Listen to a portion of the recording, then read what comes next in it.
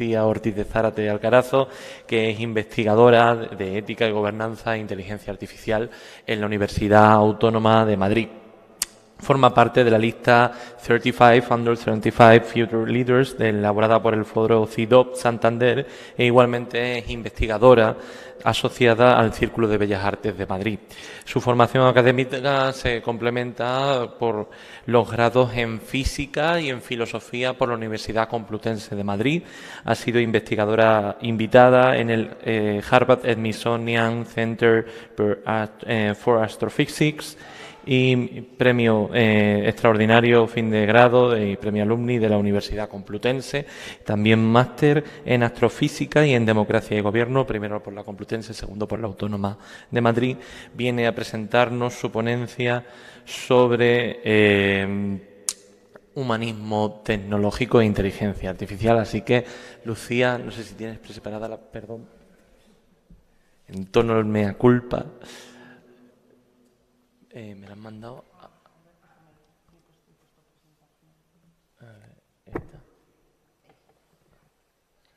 En tono del mea culpa. A ver, más rápido, sí.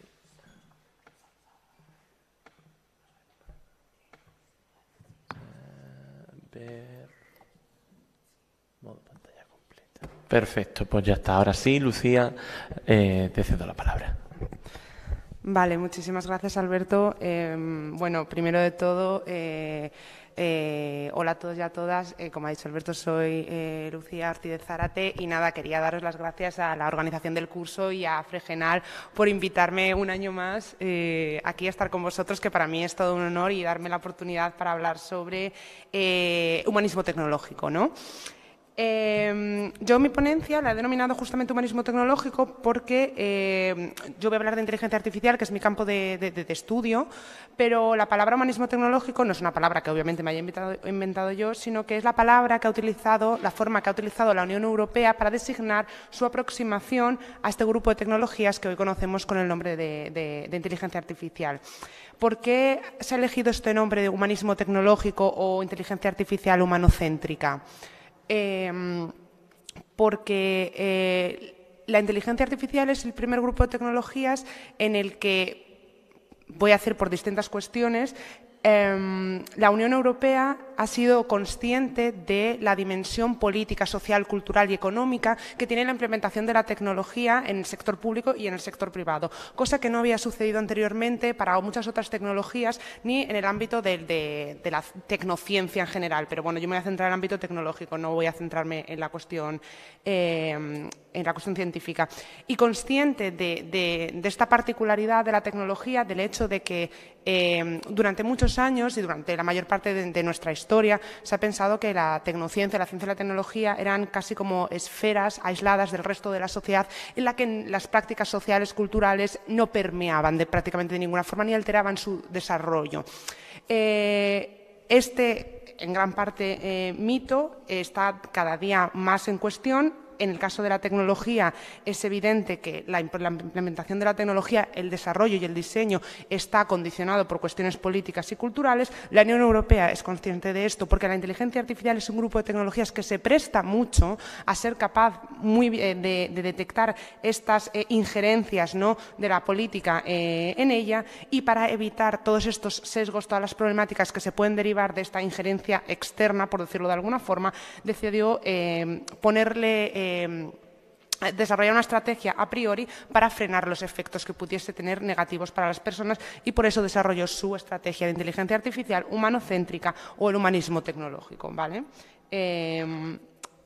Primero, porque como solo voy a hablar de cosas malas de la inteligencia artificial, prefiero dejar un poco de hueco para decir algo bueno, ¿no? ¿Por qué estoy hablando de inteligencia artificial? ¿Y por qué vale la pena hablar de todas estas cosas negativas y luchar para que no existan?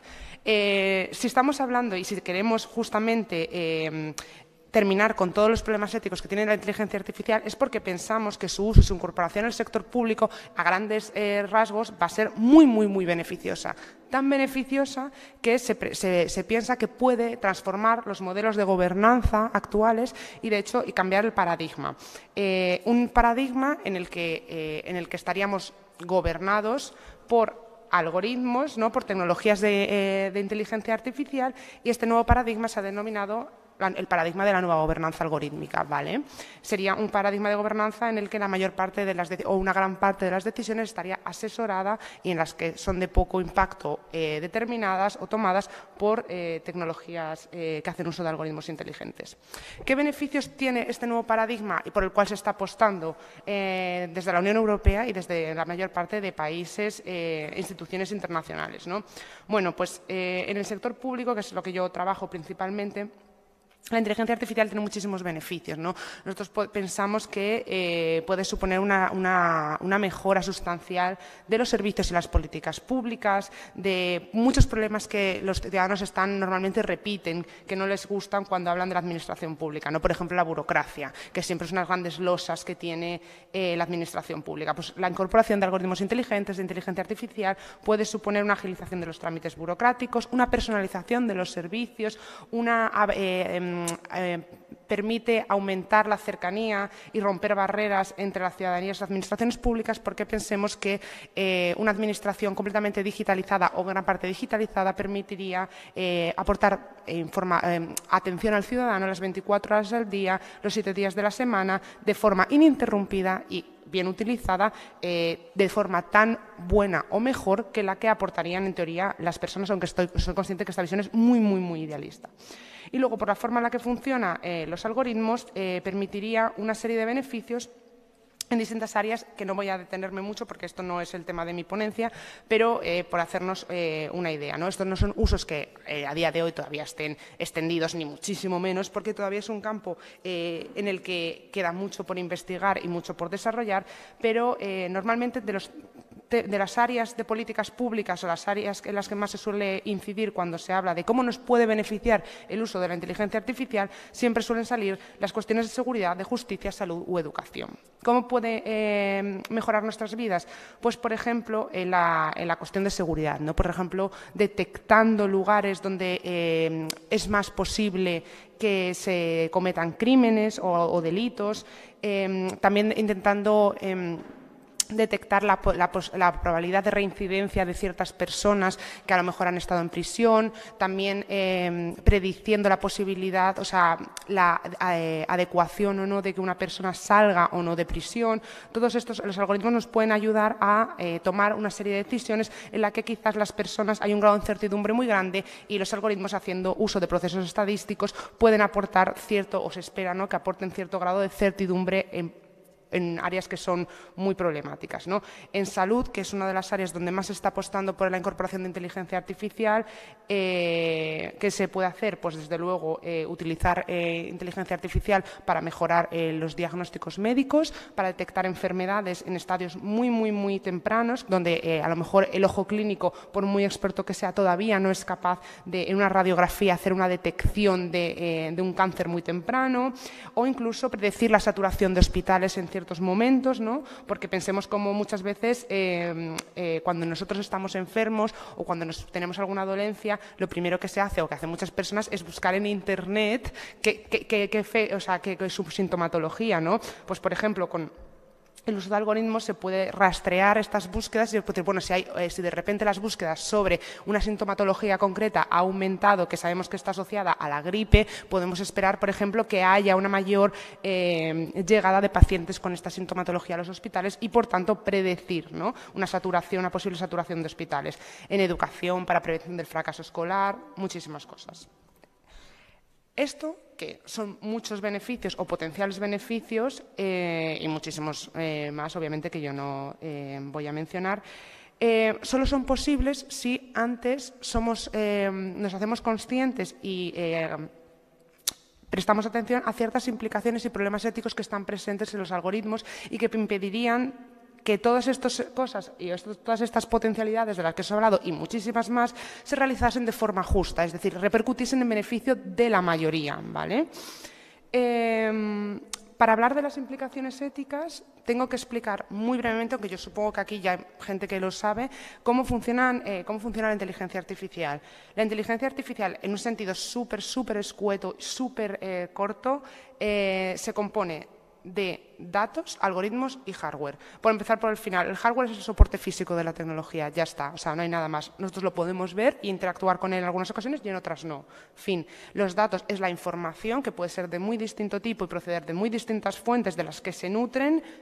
La última componente, que es de las que más se habla, que son los algoritmos. Y los algoritmos no son otra cosa que secuencias de pasos. Son literalmente pasos lógicos, es decir, si sucede A, entonces se hace B, si sucede C, entonces me haces D. Literalmente eso. ¿Qué pasa? Este tipo de tecnologías que ya existían, o este tipo de procedimientos, porque los algoritmos existen desde hace tiempo, ¿no? Normalmente estaban canalizados a través de lo que se llama sistemas expertos. Los sistemas expertos hacían uso de los datos y de los algoritmos, pero de una forma mucho más inflexible y limitada de lo que en teoría se espera que lo haga y de lo que están haciendo las inteligencias artificiales que existen de una forma mucho más amplia.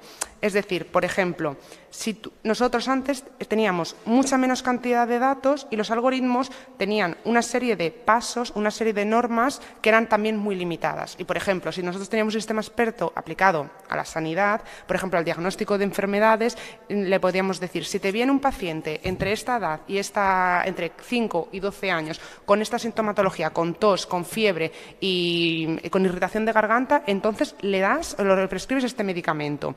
Por entendernos. Y este era un poco el rango que tenía para moverse. Entonces, a ti te venía un paciente y si cumplía esas características, pues el sistema experto sabía qué tenía que hacer. Pero si se salía de esas normas, ya no tenía margen de maniobra, ¿vale? Estos sistemas funcionaban muy bien, esto es una simplificación bestial lo que acabo de decir, pero bueno, para que nos entendamos, estos sistemas funcionan muy bien en aquellos casos en los que la repetición, en los que la norma es muy frecuente.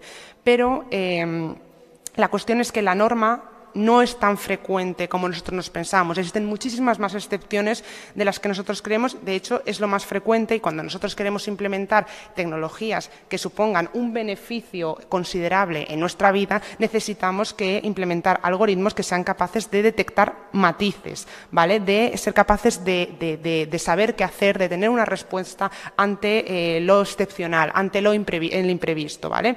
Entonces, la inteligencia artificial, los algoritmos inteligentes, en teoría son capaces de hacer esto porque, principalmente porque ahora disponemos de una cantidad de datos muchísimo más grande, generamos muchísimos más datos, por lo tanto, esta experiencia, por decirlo de alguna forma, de la que se nutrían los algoritmos ha pasado de ser muy pequeña a muy grande y, por lo tanto, tiene mucho de lo que aprender, tiene mucha información de la que nutrirse para aprender muchas más, para que el rango de excepcionalidad de posibles excepciones o situaciones poco frecuentes sea más pequeño, y luego estos algoritmos son capaces de que si una norma que se le ha dado no reúne los requisitos, o sea, se encuentra en una situación en la que no tenía ninguna norma preestablecida para afrontar esa situación, es capaz de ir desarrollando mecanismos nuevos y normas nuevas que se da a sí misma, ¿vale? En sentido muy amplio.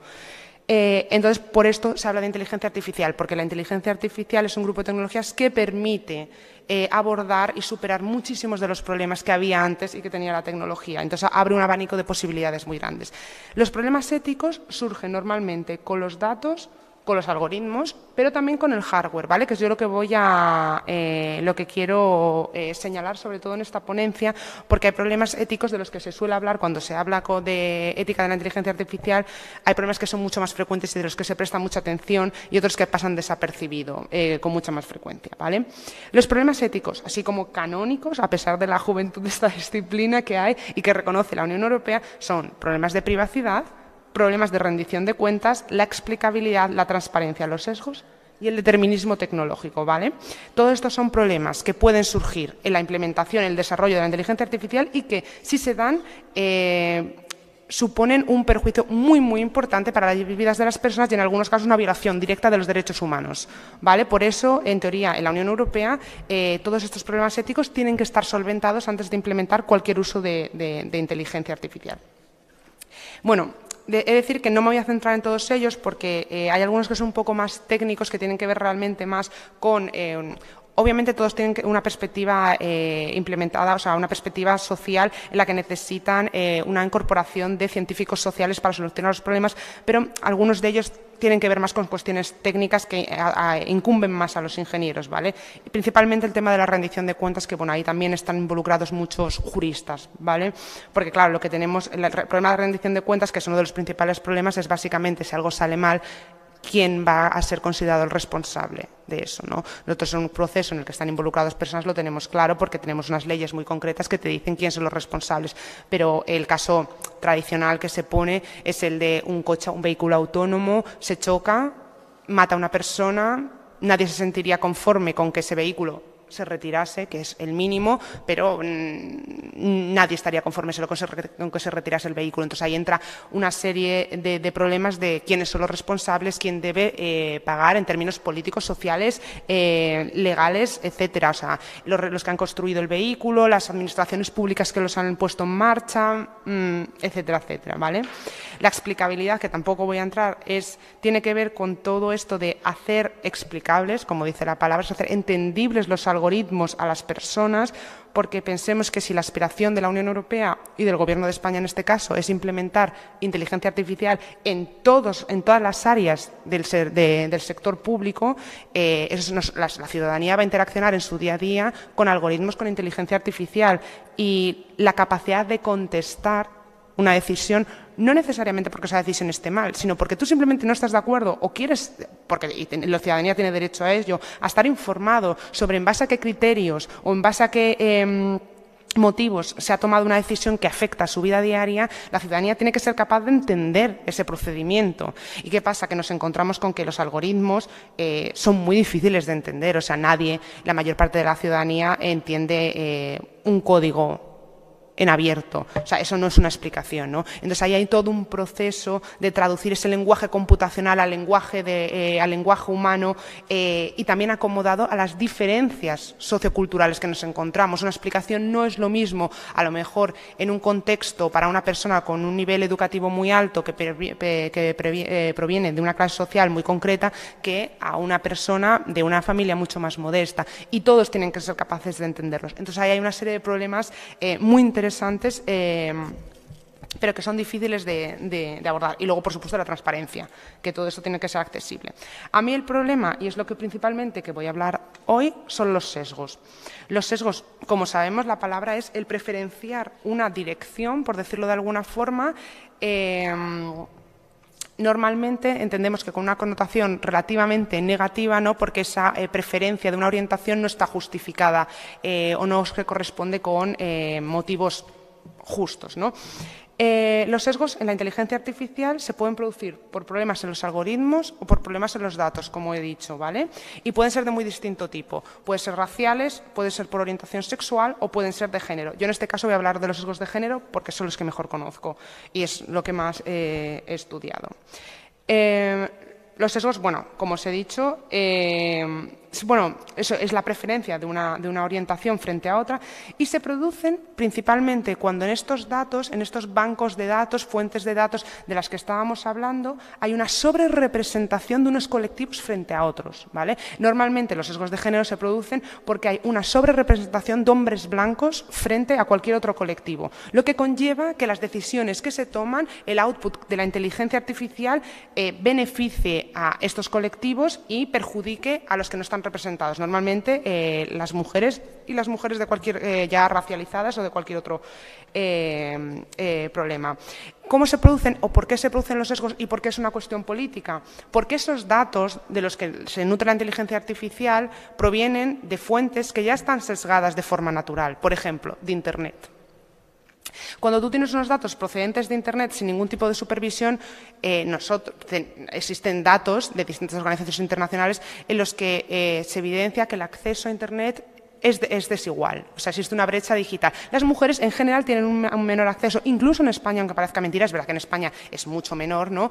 Pero tiene un acceso desigual a Internet. Si tú tienes un acceso menor a Internet, en el caso de las mujeres, tu realidad va a estar menos representada. La realidad de los hombres o las preferencias de los hombres van a estar más representados porque tienen mayor acceso, generan mayor cantidad de datos y, por lo tanto, cuando la inteligencia artificial va a recoger esos datos, tiene mucha más información de los hombres, en este caso, que de las mujeres, que es una cosa comprensible, pero que sea comprensible, en este caso, la Unión Europea y el Gobierno de España y todos los gobiernos europeos, porque esto quiero dejar claro que es una estrategia desarrollada por la Unión Europea, en que la batuta la lleva la Unión Europea y el resto de los países tienen, de momento, bastante poco que decir.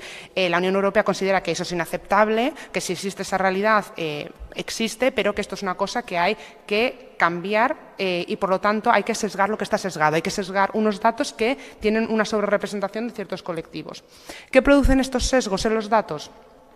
Por ejemplo, un proceso de contratación, o sea, Amazon puso en 2014 en marcha un algoritmo para optimizar, porque además pensemos que lo que hemos dicho al principio, todo esto se plantea para mejorar lo que ya tenemos. O sea, en teoría asumimos que también es una presunción atrevida, que las máquinas y que la tecnología en general va a hacer las cosas mejor de lo que lo haríamos nosotros. Y por eso las imponemos, no por nada más, porque estamos asumiendo que lo va a hacer mejor. O sea, si lo va a hacer igual o peor, no nos gastamos directamente el dinero. Por lo tanto, Amazon pone un algoritmo para optimizar su proceso de contratación y hacerlo más objetivo, mejor, y coger a la mejor persona para sus puestos vacantes. Entonces, pone en marcha este proceso de contratación con este algoritmo en 2014 y, de repente, cuando van a analizar los perfiles de los candidatos seleccionados, se dan cuenta que todos son hombres. Y, claro, pues les extraña, van a revisar qué ha pasado, van a revisar el algoritmo, es decir, cumpliendo los otros requisitos que no he hablado, o sea, porque el algoritmo era transparente, porque el algoritmo era explicable, porque podían verlo, ver qué datos habían utilizado, ver cómo había funcionado el algoritmo, y podían entenderlo, o sea, se cumplían esos requisitos. Entonces van y se dan cuenta que el algoritmo ha estado priorizando de forma sistemática los currículums de hombres. Les ha estado dando una mayor puntuación que a los de mujeres. Y claro, piensan, ¿y por qué ha pasado esto?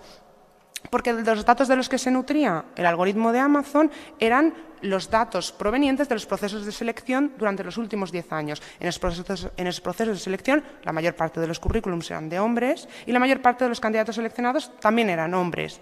El algoritmo, que para mí es... Bueno, o sea, y esto no es para parte de importancia, es injustísimo que le hayamos dado el nombre inteligencia artificial a esto, que dista, y eso es otro debate, de merecerse la palabra de inteligente, porque es un insulto auténtico a nuestra inteligencia, pero bueno, así lo hemos llamado. Por tanto, ese algoritmo que no es tan inteligente, ¿no? Lo único que ha hecho es un cómputo de datos. Entonces va haciendo su cómputo y dice, bueno, pues si yo veo que los currículums pasados la mayor parte eran hombres y los seleccionados eran hombres, busca patrones y dice, pues debe ser que ser hombre es una cosa a tener en cuenta, ¿no? Positivamente, igual que tener un máster en cierta cuestión que te capacita bien para eso, porque no es inteligente y simplemente lo detecta como una variable a tener en cuenta, porque dice, si hay repetición, debe ser que cuenta. Y claro, pues te encuentras esto, si la variable del género masculino es un punto a favor, los currículums de hombres van teniendo más puntos y los de mujeres se van quedando abajo.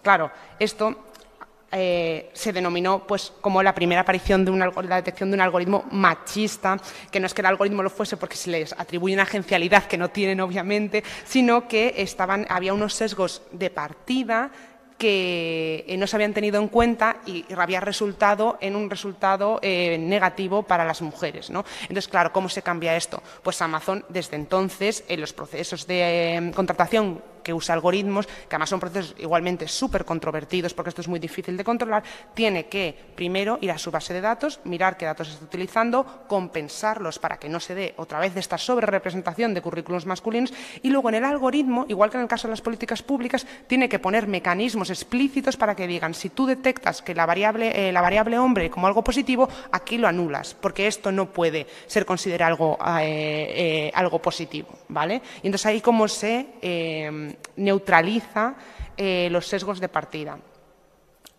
Por ejemplo, la inteligencia artificial también se utiliza muchísimo para la detección de objetos, ¿no? Que aquí parece una tontería, pero, por ejemplo, los vehículos autónomos tienen que ser capaces de tener una detección de objetos súper precisa, porque tienen que ser capaces de diferenciar un buzón de un semáforo, de una persona, un niño de un perro, o sea, que parecen tonterías, pero tienen que ser capaces, y muchas veces la detección, porque la inteligencia no ve, la hace en sentido relacional, ¿vale? O sea, qué es lo que tiene alrededor y por descarte va haciendo asociaciones y dice, bueno, pues hay un paso de cebra, a lo mejor al lado del paso de cebra lo que suele haber también es un semáforo, etcétera, etcétera. Ahí también se han encontrado sesgos, por ejemplo, esta imagen, que es la misma imagen, simplemente con el caso de una persona con el pelo largo, ¿no? Que entonces parece una mujer, y en el caso de que tiene vello facial y pelo corto, un hombre, esta inteligencia artificial que se estaba entrenando para la detección de objetos, cuando reconocía en este sentido relacional la figura del hombre, identificaba el objeto como martillo, pero cuando identificaba que la persona era una mujer, lo identificaba como escoba. ¿Por qué? Porque se estaba nutriendo de una base de datos de Internet en la que las asociaciones hombre-martillo son mucho más frecuentes que las de mujer escoba. Ya está. O sea, es que ni vamos a entrar en esa cuestión de por qué eso es así ni nada. Simplemente dicen, bueno, esto puede ser así, pero nosotros, si justamente queremos que esta tecnología sea óptima, esto no puede suceder. Por lo tanto, tienen que volver a ese proceso, ¿no? De sesgar los datos, etcétera. Y luego el reconocimiento facial, que es el último ejemplo que voy a poner de estos. El reconocimiento facial, súper importante. En la Unión Europea prohibido todavía, yo diría por suerte, en la mayor parte de los casos, pero en los pocos casos, y luego lo voy a contar, en los que está contemplado su uso, es para la identificación de personas desaparecidas, por ejemplo. Bueno, también para las personas que suponen o que se piensa que pueden ser una amenaza inmediata para la seguridad pública. Pero bueno, en el caso de la desaparición de personas. ¿Qué pasa? Microsoft hace unos años estaba desarrollando un sistema de reconocimiento facial y cuando se pusieron a entrenarlo se dieron cuenta que ese software, que ese algoritmo era capaz de detectar con una precisión del 99% las caras de hombres, o sea, las diferencias. O sea, como si en esta sala es capaz de diferenciar perfectamente, identificar y decir, bueno, pues él es Alberto, esta otra persona y esta otra persona en el caso de los hombres. Pero cuando se iba a las mujeres blancas, el porcentaje de acierto disminuía muchísimo y eso iba disminuyendo cada vez que las personas estaban menos representadas en sus datos. En el caso de las mujeres negras, ¿no?, el porcentaje de acierto disminuía un 35%. ¿Por qué? Por lo mismo. Porque si tú has entrenado a tu algoritmo con muchísimas caras de hombres blancos, el algoritmo luego es capaz de detectar un matiz imperceptible. Pero las caras de mujeres blancas, si tú tienes menos datos, esto es como la experiencia. Por eso se habla de inteligencia artificial, ¿no? Porque es un poco una simulación de cómo aprenden las personas. En teoría nosotros, si yo solo estoy acostumbrada a interactuar o conozco colores, por ejemplo, el amarillo, el azul y el verde, pero no los estudio en detalle, yo no soy capaz de interpretar ningún tipo de matiz entre los amarillos. A mí todos me parecen amarillos, más o menos. Si yo soy pintora y trabajo con una gama de amarillos amplísima, yo soy capaz de diferenciar un matiz muy pequeño. Y eso le pasa a la inteligencia artificial. Si tú tienes miles de caras de hombres, tú eres capaz de saber cuál es el detalle. Si tienes 3 caras de mujer, dices, bueno, pues diferencio morena, rubia, pelirroja, pero no diferencio mucho más, ¿vale? Y es un poco similar, ¿vale? Por eso se hace anólogo con el aprendizaje humano, porque cuantos más datos, más experiencia, mejor eres capaz de tomar tus decisiones en el caso de la inteligencia artificial. Y es lo que pasaba en el reconocimiento, en estos casos de reconocimiento facial, que había muy pocas imágenes de mujeres, de otros negras, y bueno, luego ya problemas, o sea, estamos hablando de colectivos, así como decir, tradicionales, hombres blancos, hombres negros, mujeres blancas, mujeres negras, mujeres racializadas, pero claro, con todos, ahora que cada vez se habla más, ¿no?, de los temas de diversidad y de las personas con aspectos físicos no normativos, pensemos la probabilidad que tiene una inteligencia artificial, un algoritmo, de detectar, por ejemplo, una mujer a lo mejor que tuviese vello facial, un hombre maquillado, esas cosas se le escapan por completo, y pensemos lo que había dicho al principio, que es que estos algoritmos, estas inteligencias artificiales están pensadas para detectar, buscar a personas que están en riesgo de, o sea, que están desaparecidas o sobre las que se puede cometer un delito. Y justamente muchas veces son estos colectivos menos representados los que tienen más probabilidad de sufrir a lo mejor cuestiones de delitos de odio, etcétera, etcétera. O sea, que la inteligencia funciona peor con aquellos colectivos a los que estaba destinados o para lo que estaba destinada a proteger, ¿vale? Y no deja de ser paradójico. Y luego el hardware, que es el gran olvidado de la inteligencia artificial, y normalmente cuando se habla de sesgos, normalmente no se habla o con muy poca frecuencia se habla de sesgos aquí. En este caso, de los sesgos para las mujeres. Los chatbots, yo creo que es el uso de la inteligencia artificial que más se conoce. Son los asistentes virtuales que tenemos en el móvil o muchísimas páginas web cuando accedemos a la administración pública, a las universidades, etcétera, etcétera. El problema, y esto ya es una cuestión reconocida por la ONU y distintos ámbitos científicos, las ciencias sociales, es que hay una asociación prácticamente sistemática de ciertas características, o sea, de ciertos roles, ¿no? En el caso de los chatbots, de asistencia y ayuda, con características físicas femeninas, ya sea por la voz, el aspecto físico o el nombre. Siri y Alexa son los ejemplos más conocidos. Tú tienes una tecnología con un rol de asistencia al que le has asignado directamente el género femenino, ¿vale? Entonces, en teoría, para muchas... desde el punto de vista de la Unión Europea, de esta perspectiva humanista de la tecnología, esto es algo negativo porque lo que está haciendo es perpetuar roles de género nocivos o dañinos en muchos sentidos para las mujeres a través de la tecnología. Tecnología que pensemos que en nuestra sociedad, en la cultura occidental, la tecnociencia está prácticamente, aunque haya, sobre todo en el ámbito de la filosofía, haya mucha crítica, asociada a la idea de progreso, como algo positivo. O sea, nosotros hacemos la atribución de avance científico, avance o descubrimiento, no voy a decir avance, descubrimiento científico y tecnológico con progreso, con algo positivo, ¿no? La palabra innovación a día de hoy está en todos los lugares como algo positivo. Y entonces la cuestión, y yo lo que intento siempre transmitir, es que no tiene nada de progreso, de progresista, la idea de progreso con una connotación positiva de mejorar lo pasado, el repetir lo mismo a través de la tecnología, es decir, gastarse millones de euros en perpetuar las mismas prácticas y además de una forma que es en algún sentido bastante perjudicial porque nosotros, como decía al principio, a la tecnología y a la ciencia le hemos atribuido este carácter de objetividad. Cuando tú piensas que es algo es objetivo y neutral, nunca se politiza, no tienes forma de actuar sobre ello y nunca lo detectas como una fuente potencial de problemas, ¿vale? Entonces, solo reconociendo este carácter que existe, que la tecnociencia es una esfera más integrada en nuestra cultura, se pueden detectar estos problemas y entonces se puede luchar con ellos. La verdadera innovación no es repetir los errores del pasado con lo mismo. La palabra innovación, que normalmente se representa con una bombilla, está asociada a una metáfora bíblica. O sea, la bombilla es y se hizo la luz. O sea, es crear como Dios, donde allí no había nada, ¿no? A partir de la nada y crear algo nuevo. Eso es innovar. O sea, es crear donde allí no había nada o transformar prácticas. No coger con la tecnología y seguir perpetuando lo mismo. Eso no tiene nada de progresista, en ningún caso debería ser llamado progreso, ni innovación en ningún sentido, ¿no? Aquí tenemos, en el caso de las, volviendo a esto, de las... De los chatbots de las empresas privadas como Apple o Amazon, bueno, pues podríamos decir que puede ser más o menos, cada uno tiene su opinión y pensar que es negativo, pero a una empresa privada tampoco a lo mejor le puedes pedir tanto en muchos sentidos más allá que códigos de conducta o códigos éticos. Pero la administración pública, a la que sí le podemos pedir cierta ejemplaridad, ¿no? Que se sigan perpetuando estas cosas, pues quizás es un poco más problemático. Tenemos el chatbot de la Seguridad Social que se llama ISA, con nombre claramente de mujer y un aspecto físico un poco más neutral, ¿no? Pero a mí las pestañitas así pues siempre me recuerdan como a una chica. Luego tenemos el autónomo de la universidad que vengo que creó su chatbot y le llamó Ada y tiene una fotito, una carita de mujer. Y además yo pienso que lo hice, no se lo he preguntado a nadie de la autónoma, pero yo estoy segura que lo hicieron pensando en Ada Lovelace, porque es que además se parece hasta físicamente. Y a mí, yo lo agradezco realmente a la autónoma, pero sinceramente pienso que una mujer como Ada Lovelace quizás se merece más que un chatbot en la autónoma de Madrid, ¿no? A lo mejor, no sé, una sala, como algo más. O luego el de la Murcia, que tiene a Rosy, ¿no? Y bueno, estos son ejemplos, pero hay muchísimos, muchísimos.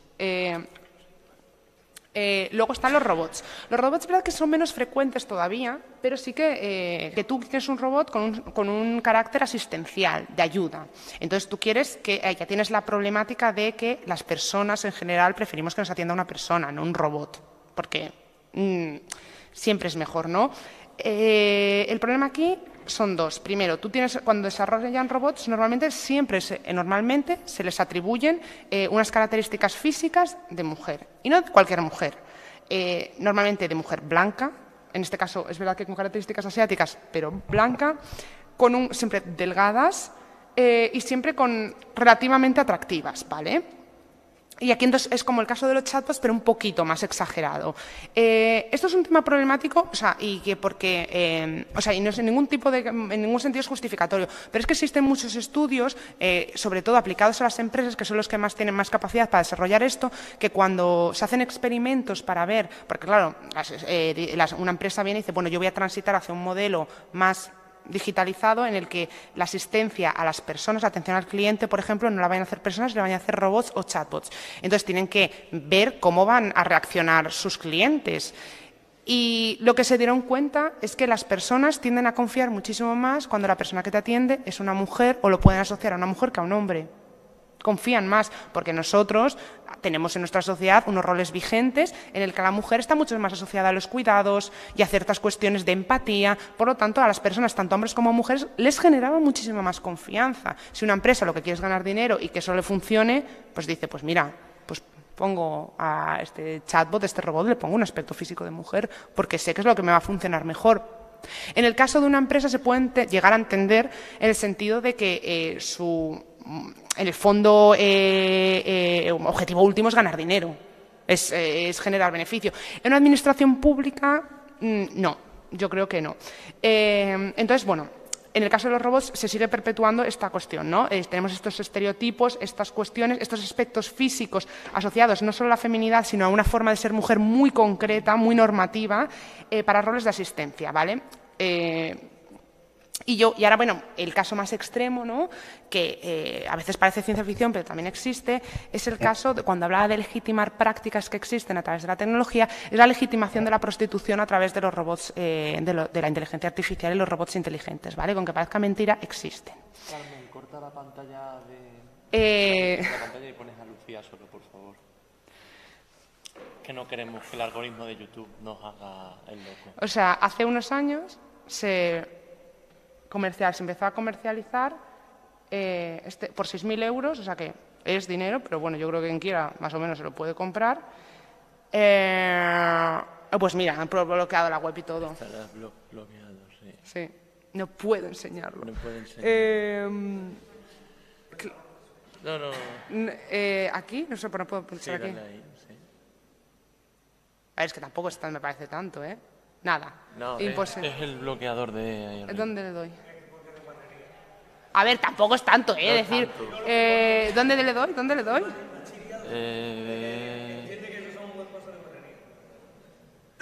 sé. ¿Qué hago?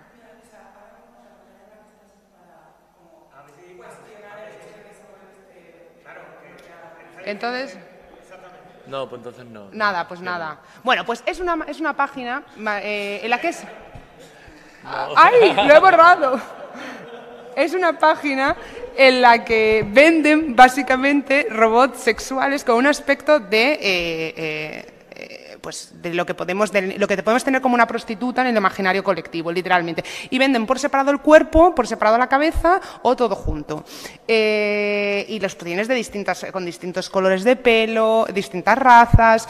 Y es un debate muy polémico. Y es lo que quiero dejar claro, es que a través de la tecnología se perpetúan debates que ya tenemos en nuestra sociedad y luego también es verdad que toman carices o matices distintos, porque, por ejemplo, hay parte del movimiento feminista que piensa, por ejemplo, que el uso de robots sexuales o la legalización de robots sexuales puede suponer una mejora para las condiciones de vida de las mujeres, en el sentido que a lo mejor reduce el consumo de prostitución con mujeres reales, o sea, que a los hombres se van a consumir prostitución con robots y entonces eso disminuye la prostitución real, por ejemplo. O luego hay quienes piensan que el hecho de que se siga utilizando un aspecto físico concreto y el rol femenino asociado a ese consumo con las prácticas sexuales es una legitimación de la violencia contra las mujeres expandido a otro ámbito. Y es una polémica que existe, ¿no? Porque no es fácil y probablemente a veces pues bueno, son posiciones muy complejas, pero quería dejarlo claro que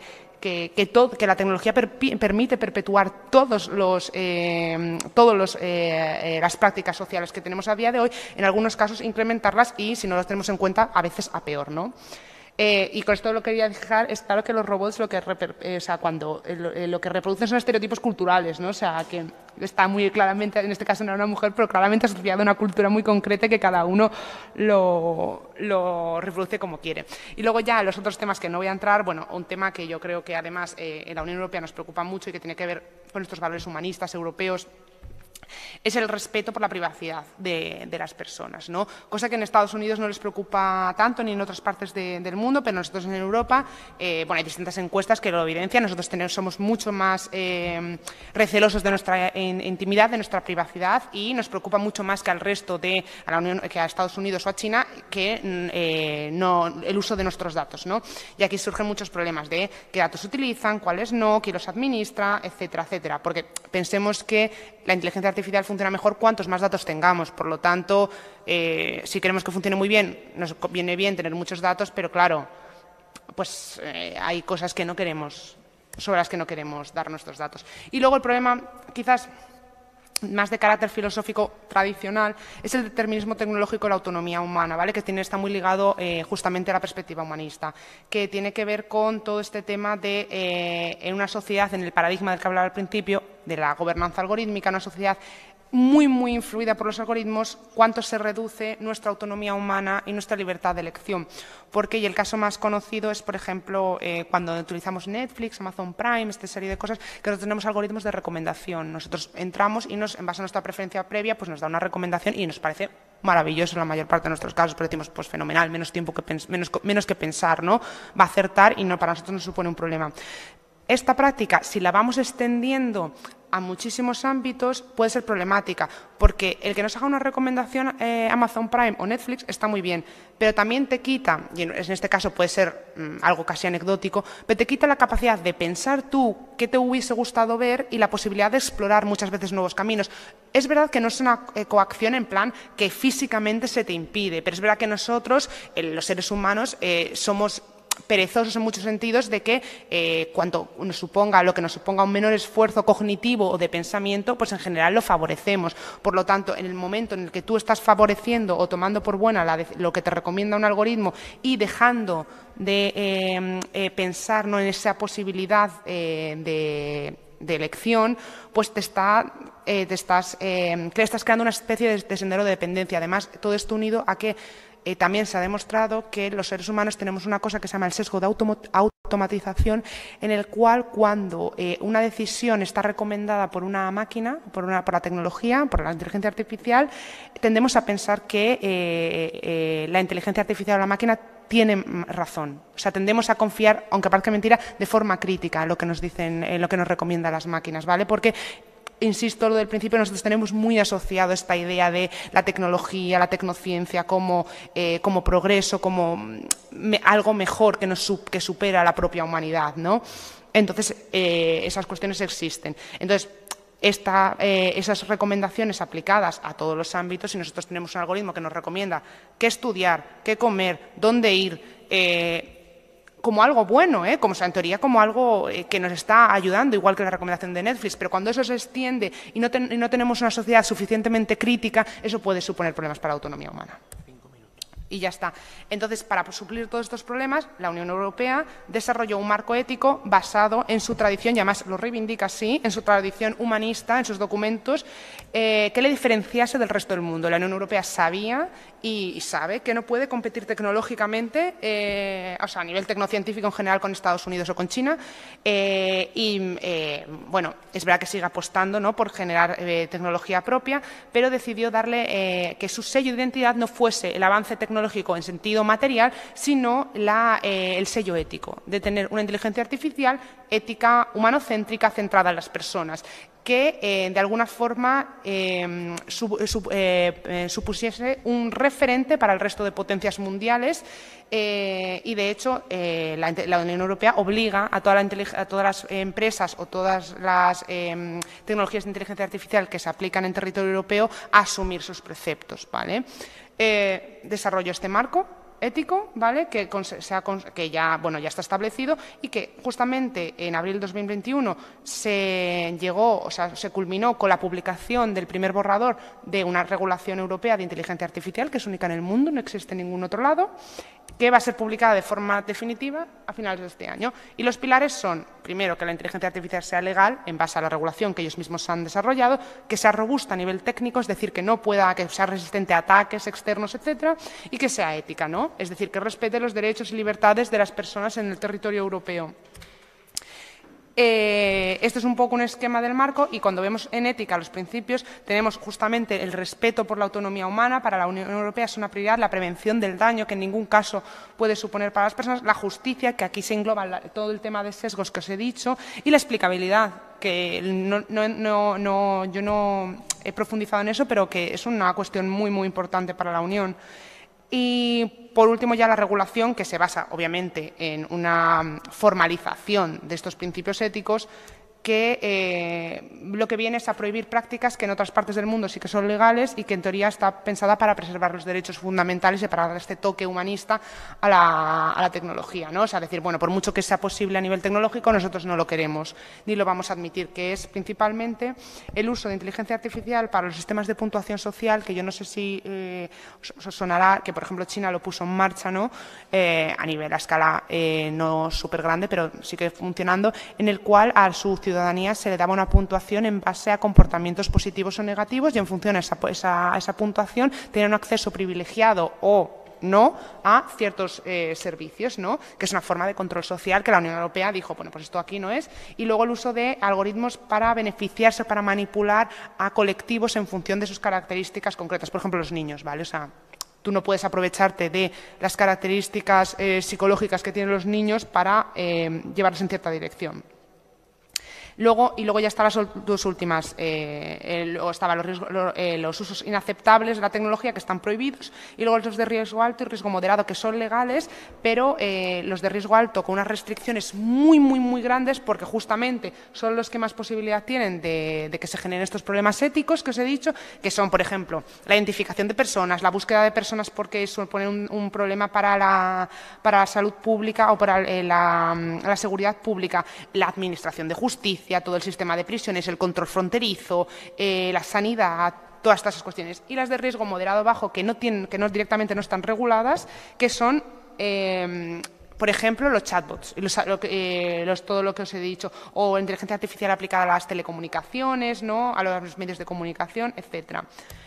Esto está fenomenal y yo pienso que, bueno, que nosotros, en este caso, nuestra herencia, quiero pensar, porque desde luego hay más cuestiones, pero que la herencia humanista europea, en este caso, ha jugado en nuestro favor, permitiéndonos construir un marco legal y ético bastante sólido que impida que, en este caso, la inteligencia artificial nos perjudique o promueva ciertas prácticas que son perjudiciales para grandes sectores de la población, pero no es suficiente porque muchos de los problemas éticos, como os he contado con el hardware, que yo entiendo que no puede regular hasta el extremo, ¿no? Pero muchos problemas que tienen que ver con el hardware y con otras cosas de las que no he hablado no están regulados y ahí se siguen perpetuando muchos en este caso, roles nocivos para las mujeres, pero en otros sentidos también, con sesgos racistas o problemas distintos que también son muy perjudiciales.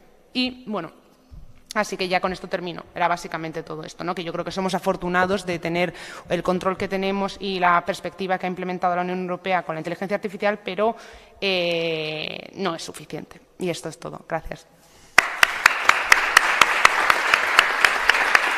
Sí.